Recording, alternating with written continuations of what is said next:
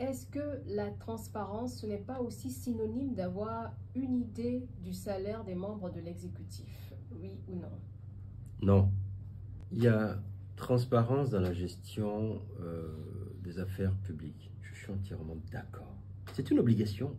Et d'ailleurs, le HCPC estime que la loi 2015-035 doit être voilà, actualisée. Cette loi concerne la transparence dans la gestion des affaires publiques. La transparence ne revient pas à ce que moi j'appellerais une exhibition jouissive. Mais la population aimerait savoir bien sûr, à combien sont payés ces ministres. Bien sûr, bien sûr. Même vous-même, on aimerait savoir à combien vous êtes payé. Mais moi, je suis du genre à ne pas...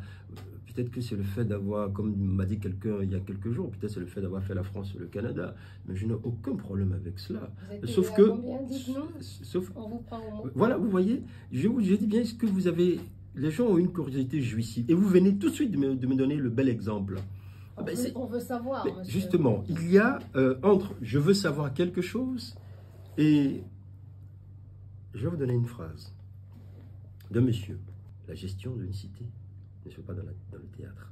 Et si le théâtre revient à générer une curiosité, je dirais pas malsaine, mais si c'est pour connaître le salaire d'un ministre ou d'un député, ainsi de suite, et vous, si vous voulez prendre cela comme étant de la transparence, je dis, on a tout faux.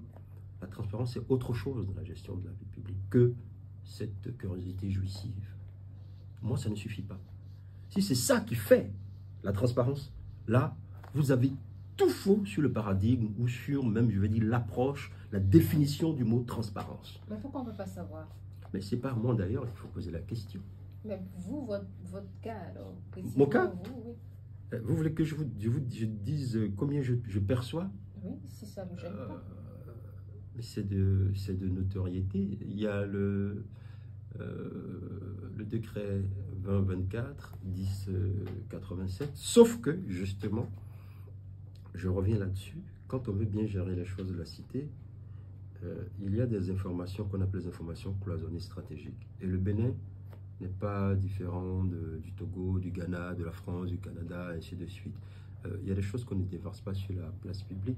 Pas parce que, attention justement, c'est pas parce qu'on ne déverse pas que ça devient de la kachacratie. Nous sommes toujours en démocratie. Sauf que dans la démocratie, la bonne manière de conduire les affaires de la cité, c'est de pouvoir placer l'information au moment où il faut et là où il faut. Voilà ce que j'ai à dire.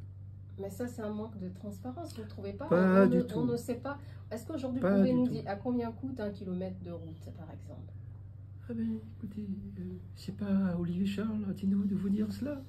Mais pourquoi vous... Tout c'est parce qu'on dit secrétaire général du Haut Commissariat à la prévention de la corruption, je dois vous dire absolument combien coûte 1 kilomètre de route. Mais vous aurez tout ça. D'ailleurs, vous voyez, c'est ça qui me plaît.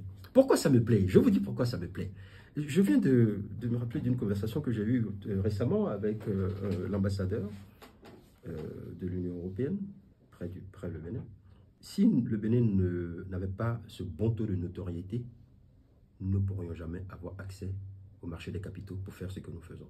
Ça veut tout dire.